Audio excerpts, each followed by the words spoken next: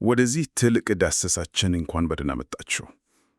ዛሬ የምንመረምረው አንድ በጣም አስገራሚ ንጽጽር ነው። በእርግጥም ነው። ሁለት በጣም የሚመስሉ መጽሐፍትን ነው የምናገናኘው፣ አስቴርና የዮሐንስ ራእይ። አንደኛው ታሪካዊ ድርሰት ነው፣ በንጉሣዊ ቤተ መንግሥት ውስጥ በሚካሄድ የፖለቲካ ሴራ የተሞላ። ሌላኛው ደግሞ የምጽአት ዘመን ትንቢት ነው። ልክ ነው። በመጀመሪያ ሲታይ ምንም የሚያመሳስላቸው አይመስልም። ነገር ግን የቀረቡልን ምንጮች እንደሚሉት በአስቴር መጽሐፍ ውስጥ የተደበቀከው ድራማ በዮሐንስ ራእይ ለሚገኘው የመጨረሻው ፍልሚያ ቁልፍ ምሳሌ ወይም ትላ ሊሆን ይችላል። በእርግጥም አስገራሚ ግንኙነት ነው። መሰረታዊ ሐሳቡ እግዚአብሔር በታሪክ ውስጥ የሰራቸው ነገሮች ወደፊት ለሚመጣው ታላቅ መለኮታዊ ዕቅዱ እንደ ጥላ ሆኖ ያገለግላሉ የሚለው ነው። እሺ። እናም የዛሬው ዓላማችን በፋርስ ንጉሥ አርጤክስስ ዘመን በአይሁድ ላይ የተሸረበው የጥፋት ሴራ በመጨረሻው ዘመን በእግዚአብሔር ሕዝብ ላይ ይነሳል ተብሎ ከሚታመነው የመጨረሻው ተጋድሎ ጋር ያለውን ስነ መለኮታዊ ትስስር መመርመር ነው። ከገጸ ባህሪያት ንጽጽር ጀምሮ እስከ ሁነቶች ምሳሌያዊ ፍቺ ድረስ። አዎ፣ ሁሉንም በጥልቀት እንመለከተዋለን። በጣም ጥሩ።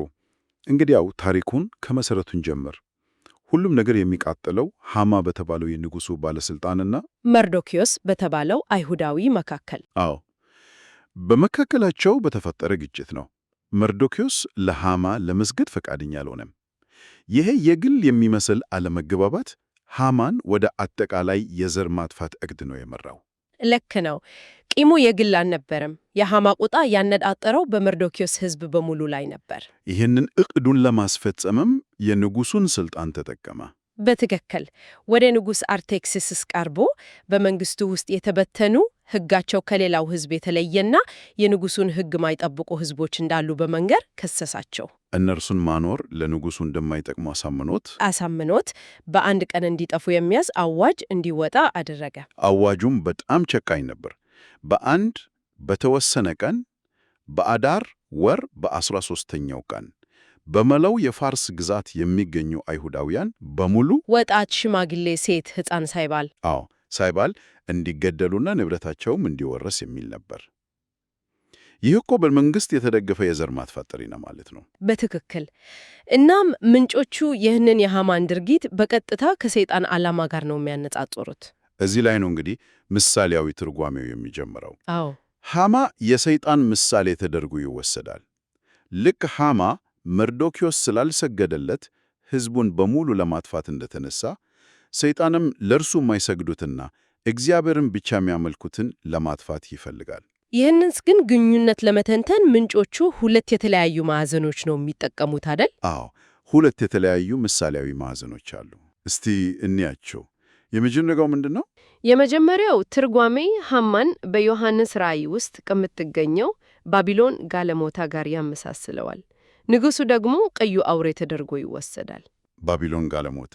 አዎ፣ በራእይ መጽሐፍ ውስጥ ባቢሎን ጋለሞታ በመባል በምታወቀው ኃይል ዓለማዊና ከእግዚአብሔር ያፈነገች የሃይማኖትና ፖለቲካ ስርዓትን ትወክላለች። የራሷ የሆነ እውነተኛ ስልጣን የላትም ማለት ነው? የላትም። ይልቁንም በአውሬው ወይም በዓለማዊ መንግስት ኃይል ተጠቅማ ቅዱሳንን ታሳድዳለች። ስለዚህ ምንጮቹ እንደሚሉት ሐማ የንጉሱን ስልጣን ተጠቅሞ አይሁድን ለማጥፋት እንዳቀደው ሁሉ ጋለሞታይቱም በአውሬው ላይ ተቀምጣ ዓላማዋን ታስፈጽማለች። ይህ በጣም አስገራሚ ነው። ስለዚህ ሐማ ጋለሞታይቱ የራሱ ኃይል ስለሌለው የንጉሱን የአውሬውን የመንግስት መዋቅር ተጠቅሞ የጥፋት አዋጁን አወጣ ማለት ነው። ሁለተኛው ትርጓሜስ? ሁለተኛው ትርጓሜ ደግሞ ነገሩን ከተለየ አቅጣጫ ይመለከተዋል። በዚህኛው እይታ ሐማ ሰይጣንን ሲወክል፣ ንጉሱ ደግሞ ራሱ እግዚአብሔርን በምሳሌነት ይወክላል። አንድ ደቂቃ፣ እዚህ ጋር አንድ የሚገርም ነገር አለ። በመጀመሪያው ትርጓሜ ንጉሱ ክፉውን አውሬው ይወክላል አለን።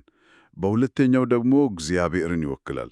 እነዚህ እርስ በርሳቸው የሚቃረኑ አይመስሉም? ጥሩ ጥያቄ ነው። ምንጮቹ የሚያስረዱት ምሳሌያዊ ትርጓሜዎች እንደ የአውዱ ሊለያዩ እንደሚችሉ ነው። ትኩረታችን በምን ላይ ነው በሚለው ይወሰናል። እሺ፣ በመጀመሪያው እይታ ትኩረቱ የስልጣን አጠቃቀም ላይ ነው። አንዱ ኃይል ሌላውን ተጠቅሞ ክፋትን ሲሰራ እናያለን። በሁለተኛው እይታ ግን ትኩረቱ በጠቅላላው መለኮታዊ ዕቅድ ላይ ነው። ክፉ ኃይል ሳያውቅ የልዑሉን ዓላማ እንዴት እንደሚያስፈጽም ያሳያል ማለት ነው። በትክክል። በዚህ ሁለተኛ ትርጓሜ መሰረት ሰይጣን የእግዚአብሔርን ሕዝብ በጣዖት አምልኮ ከሰሳቸው። እግዚአብሔርም ከፍጥረት ዓለም ኃጢአትን ለማጥፋት ባለው ሰፊ ዕቅድ ውስጥ ለሰይጣን ለተወሰነ ጊዜ በራእይ መጽሐፍ ለ42 ወራት ተብሎ ለተጠቀሰው ጊዜ በቅዱሳን ላይ ስልጣን እንዲኖረው ይፈቅድለታል። የሐማ የመጀመሪያው አዋጅ የዚህ ምሳሌ ነው ያለኑት? አዎ፣ ገባኝ። ስለዚህ የሐማ አዋጅ በራእይ 13 ላይ ከተገለጸው ከባህር ከወጣው አውሬ ጋር ይነጻጸራል። ዘንዶው ሰይጣን ለአውሬው ኃይሉን እና ስልጣኑን እንደሚሰጠው፣ አውሬውም በቅዱሳን ላይ ጦርነት እንዲከፍትና እንዲያሸንፍ ስልጣን እንደሚሰጠው ማለት ነው። በትክክል የሐማ አዋጅ ልክ የአውሬው ሕግ ነው። ሰዎች ለእርሱ እንዲሰግዱ ያስገድዳል፣ እምቢ ያሉትን ደግሞ ይገድላል። ሰይጣንም ልክ ሐማ እንዳደረገው ሁሉ የራሱን ሕግ ተጠቅሞ የእግዚአብሔርን ሕግ የሚጠብቁትን ለማጥፋት ይሞክራል ማለት ነው። ሞትን በማስፈራራት ሁሉም ይሰግዱልኛል ብሎ ያስባል። ነገር ግን ምንጮቹ እዚህ ላይ አንድ ወሳኝ ነጥብ ያነሳሉ። ሰይጣን ያላሰበው ነገር ቢኖር ከሞት በላይ እግዚአብሔርን የሚወዱ ሰዎች እንደሚገጥሙት ነው። እዚህ ጋር ነው የታሪኩን ምሰሶ የሚገለበተው። ሁሉም ነገር ተስፋ አስቆራጭ በሆነበት ሰዓት፣ የሞት አዋጁ በጸደቀበትና ቀኑ በተቆረጠበት ሰዓት ላይ ንግሥት አስቴር ወደ መድረኩ ትመጣለች። ብጠፋም እጠፋለሁ የምትለው ዝነኛ ቃሏን ተናግራ ሕይወቷን አደጋ ላይ ጥላ ያልተጠራችበትን የንጉሡን ፊት ለማየት ትገባለች። ይህ ድፍረቷ የሐማን ውድቀት ብቻ ሳይሆን የመላውን ታሪክ ገጥን የቀየረ ነው። በእርግጥም የለውጥ ነጥብ ነው። በመጨረሻም ሐማ ለመርዶክዮስ ባዘጋጀው በዚያው 50 ክንድ ከፍታ ባለው የራሱ ስቅላት ላይ እንዲሰቀል ይፈረድበታል። ሐማ በራሱ ወጥመድ መውደቁ በራሱ ትልቅ ነገር ነው። ነገር ግን ከጀርባው ያለው ምሳሌያዊ ትርጉም የበለጠ ጥልቅ ነው። ያንን ሲናብራራው እንዴት ነው የአንድ ባለስልጣን መሰቀል የሰይጣንን ሽንፈት ሊያመለክት የሚችለው? ምክንያቱም የአስቴር ሕይወቷን ለመስጠት መወሰኗ የኢየሱስ ክርስቶስን የመስቀል ላይ መስዋዕትነት ያመለክታል። በራሷ ሕይወት የሕዝቧን ሕይወት ለማዳን መዘጋጀቷ የክርስቶስን ቤዛነት ጥላ ነው። ልክ ክርስቶስ የሰው ልጆችን ከሞት ፍርድ ለማዳን ራሱን አሳልፎ እንደሰጠው ማለት ነው። በትክክል አስቴርም የሕዝቧን ሕይወት ለማዳን ሞትን ተጋፍታለች።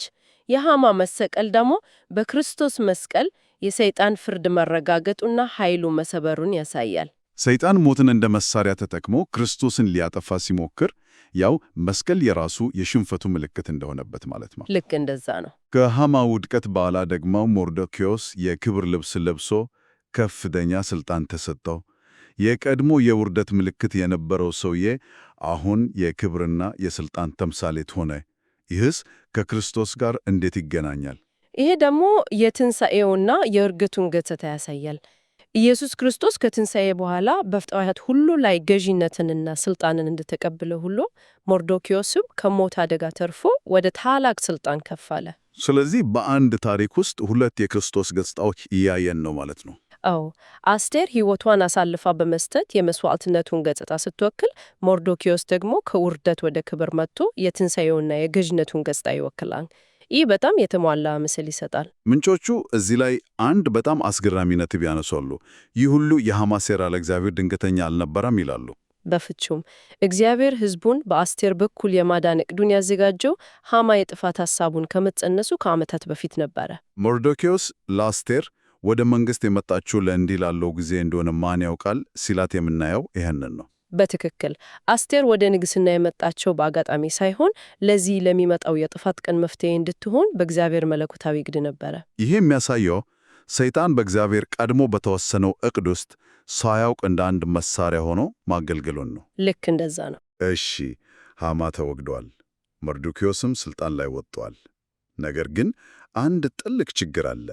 ሐማ ያወጣው አይሁድን የመግደል አዋጅ አሁንም በሥራ ላይ ነው። የፋርስ ሕግ ደግሞ አንዴ ከጸደቀ ሊሻር አይችልም። ትክክል። ስለዚህ ችግሩ አልተፈታም። ታዲያ መፍትሄው ምንድን ነው? እዚህ ላይ ነው የታሪኩ ምሳሌያዊ ፍች ወደሚቀጥለው ደረጃ የሚሸጋገሩ። መፍትሄው ሁለተኛ አዋጅ ማውጣት ነበር። የመጀመሪያው አዋጅ ሊሻር ስለማይችል ንጉሡ ለአስቴርና ለመርዶክዮስ በስሙ ሌላ አዋጅ እንዲጽፉ ሥልጣን ሰጣቸው። ይህ ሁለተኛው አዋጅ የመጀመሪያውን በቀጥታ አይሽረውም፣ ነገር ግን ውጤቱን ይሻራል። ይህ በጣም አስገራሚ ንጽጽር ነው። ይሄ እኮ ማለት የማይሻረው የንጉሡ የሞት አዋጅ ልክ እንደ ብሉይ ኪዳን ሕግ ነው። ኃጢአትን ያሳያል፣ የሞት ፍርድንም ያውጃል እንጂ መፍትሄ አይሰጥም። ልክ ነህ። ሁለተኛው የሕይወት አዋጅ ደግሞ የመጀመሪያውን ሳይሻር ነገር ግን ኃይል በመስጠት እንደሚያሸንፈው ሁሉ አዲሱ ኪዳንም የሕግም ፍርድ ሳይሻር በጸጋ ኃጢአትን የምናሸንፍበትን ኃይል ይሰጠናል እያልን ነው። በትክክል። ይህ በጣም ወሳኝ የሆነው ምሳሌያዊ ንጽጽር ነው። የመጀመሪያው አዋጅ የሐማ አዋጅ የሞት ሕግ ነበር። ኃጢአት የሠራችው ነፍስ እርሷ ትሞታለች እንደሚለው የብሉይ ኪዳን ሕግ ነው። ሰዎች በራሳቸው ኃይል ሊጠብቁት ስላልቻሉ ኃጢአትን ገለተ፣ ወደ ሞትም መራ። አዎ፣ ሰዎችን በሞት ሥርዓት ውስጥ አኖራቸው። ሁለተኛው አዋጅ ግን አይሁዳውያን ራሳቸውን እንዲከላከሉ፣ እንዲሰባሰቡና ሊያጠፋቸው የሚመጡትን ጠላቶቻቸውን እንዲያጠፉ የሚፈቅድ የሕይወት አዋጅ ነበር። እናም አዲሱ ኪዳን ልክ እንደዚሁ ነው። በኢየሱስ ክርስቶስ ደም የተመሠረተ ነው። በመንፈስ ቅዱስ አማካኝነት በሰዎች ልብ ላይ ተጽፎ ኃጢአትን እንዲያሸንፉ ኃይልን የሚሰጥ የሕይወት ሕግ ይሆናል። በትክክል። በአንድ ወቅት ይፈርድ የነበረው ሕግ በአዲሱ ኪዳን አማካኝነት የሕይወት ምንጭ ሆነ። ለአይሁድ የጥፋት ቀን እንዲሆን የተሰበው ያ የአዳር ወር 13ኛው ቀን በመጨረሻ የድላቸው ቀን ሆነ። ፍጹም ትክክል ነው። የሞት ቀን የነበረው የጠላቶቻቸውን ዕቅድ ገልብጠው ታላቅ ድል የተቀዳጁበት የድል ቀን ሆነ። ይህ ታሪካዊ ድል ምንጮቹ እንደሚሉት ወደፊት ለሚመጣው የመጨረሻው መንፈሳዊ ፍልሚያም ምሳሌ ነው። የአስቴር ታሪክ ያለፈ ታሪክ ብቻ ሳይሆን የሚመጣው ዘመን ትንቢት ነው ማለት ነው። ልክ እንደዛ ነው። እንግዲያው እስቲ ወደዚያ የመጨረሻው ፍልሚያ እንሻገር። ይህ ታሪካዊ ክስተት እንዴት ነው ለወደፊቱ ጥላ የሚሆነው? የአስቴር መጽሐፍ ለዮሐንስ ራእይ መክቻ ቁልፍ የሚሆነው እንዴት ነው? ምንጮቹ ይህንን ከዳንኤል ትንቢት ጋር በማያያዝ የመጨረሻው ሳምንት የመጀመሪያ አጋማሽ ብለው ይጠሩታል። ይህ በራእይ መጽሐፍ የተጠቀሰው የ42 ወራት ጊዜ ነው። እሺ። በዚህ ጊዜ ሰይጣን በአውሬው አማካኝነት ቅዱሳንን እንዲያጣቃና እንዲያሸንፍ ስልጣን ይሰጠዋል። ይህ በአስቴር ታሪክ ውስጥ የመጀመሪያው የሞት አዋጅ የወጣበትን ጊዜ ፍጻሜ ይወክላል። ቅዱሳን በታላቅ መከራ ውስጥ ያልፋሉ። ነገር ግን ልክ በአስቴር ታሪክ እንደሆነው ታሪኩ በዚያ አያበቃም። ሁለተኛ አዋጅ እንደወጣ ሁሉ እግዚአብሔር ቅዱሳን ሰይጣንን እንዲያሸንፉም ይፈቅዳል ማለት ነው። አዎ፣ ይህ የሁለተኛው አዋጅ ፍጻሜ ነው። ይሄ እንዴት ነው የሚሆነው? አማኞች በመንፈስ ቅዱስ ኃይል ተሞልተው ከሕይወታቸው ይልቅ እግዚአብሔርን እንዲወዱ ይደረጋሉ። በራእይ መጽሐፍ የተጠቀሱት እንደ ሁለቱ ምስክሮች እና 144,000 ያሉ አካላት የአውሬውን ኃይል የሚቃወሙና የሚያሸንፉ ኃይሎች ሆነው ይነሳሉ። ልክ አይሁድ ራሳቸውን እንዲከላከሉ ስልጣን እንደተሰጣቸው አማኞችም በመንፈሳዊው ዓለም የአውሬውን ኃይል እንዲያደቁ ኃይል ይሰጣቸዋል ማለት ነው። በትክክል። ስለዚህ የእግዚአብሔር ሕዝብ በዚህ የጠፈር ፍልሚያ ውስጥ ተመልካች ብቻ ሳይሆን ንቁ ተዋናኝ ነው ማለት ነው። ይህ በጣም ወሳኝ ነጥብ ነው። ዝም ብለው መከራን የሚቀበሉ ሳይሆን መከራውን የሚያሸንፉ ናቸው። በእርግጥ ነገር ግን ይህንን ነጥብ በደንብ ማጤን አለብን። የሚዋጉት በራሳቸው ኃይል አይደለም። ኃይላቸው የሚመነጨው በውስጣቸው ከሚኖረው ከመንፈስ ቅዱስ ነው። ሰይጣንን የማሸነፍ ችሎታው ከአማኞች የመነጨ አይደለም። ሙሉ በሙሉ የተመሰረተው በክርስቶስ የመስቀል ሥራ ላይ ነው። የመስቀሉ ሥራ የኃጢአት ይቅርታን አስገኝቷል። ይቅርታው ደግሞ መንፈስ ቅዱስ በአማኞች ልብ ውስጥ እንዲኖር መንገድ ከፍቷል። ልክ ነህ። መንፈስ ቅዱስ ደግሞ ኃጢአትና ሰይጣንን የማሸነፍ ኃይል ሰጥቷቸዋል። ይህ ሰንሰለታዊ ትስስር አለው። ያለ መስቀሉ ሥራ ይቅርታ የለም። ያለ ይቅርታ መንፈስ ቅዱስ በአማኝ ውስጥ አይኖርም። ያለ መንፈስ ቅዱስ ኃጢአትና የሰይጣንን ኃይል ማሸነፍ አይቻልም። ፍጹም ትክክል ነው። ስለዚህ አማኞች አውሬውን ሲዋጉና ሲያሸንፉ የሚታየው በታሪክ ውስጥ የተፈጸመው የክርስቶስ መስቀል ኃይል ነው። ታዲያ ይህንን ሁሉ ስናጠቃልለው ይህ ትርጓሜ የአስቴርን መጽሐፍ ከቀላል ታሪካዊ ዘገባነት፣ ከፖለቲካ ድራማነት አልፎ በመልካምና በክፉ መካከል ላለው የጠፈር ፍልሚያና ለእግዚአብሔር የመጨረሻ የድነትና የፍርድ ዕቅድ ጥልቅ ምሳሌ እንዲሆን ያደርጋል። በጣም ትክክል ነው። ታሪኩ የፖለቲካ ሴራ፣ የጀግንነት ድርጊትና ድንገተኛ መለወጥ ብቻ ሳይሆን ከዚያ በላይ የሆነ መለኮታዊ ድራማ አካል ይሆናል። የሐማ የጥፋት ዕቅድ፣ የአስቴር መሥዋዕትነት፣ የሁለቱ አዋጆች መውጣት እና በመጨረሻም የአይሁድ ድል ሁሉም በሰፊው መለኮታዊ መድረክ ላይ ላለው የመጨረሻ ፍልሚያ ምሳሌዎች ሆነው ቀርበዋል። ይህ ማለት ታሪክ በዘፈቀደ የሚጓዝ ሳይሆን አንድ ታላቅ ዓላማን ይዞ የሚፈስ ነው የሚል አንድምታ አለው። በትክክል። ለማሰላሰል የሚሆን አንድ የመጨረሻ ሐሳብን ተው። ምንጮቹ እንደሚጠቆሙት እግዚአብሔር በእነዚህ ሁለት አዋጆች አንዱ የሞት ሌላኛው የሕይወት እና በሁለቱ ኪዳናት አማካኝነት ኃጢአትን ከፍጥረት ዓለም ከማጥፋቱም በላይ የፍጡራንን የመምረጥ ነጻነት ፍጹም እያደረገ ነው። ሰዎች በሞትና በሕይወት መካከል እንዲመርጡ ዕድል እየሰጠ ነው ማለት ነው። አዎ። ታዲያ ታሪካዊ ክስተቶችን፣ የግል መከራዎችና ግጭቶችን የአንድ ታላቅ መለኮታዊ ዕቅድ አካል አድርጎ መመልከት ስለ ዓለም ክስተቶችና ስለ ግል ፈተናዎች ባለን አመለካከት ላይ ምን አይነት ለውጥ ሊያመጣ ይችላል?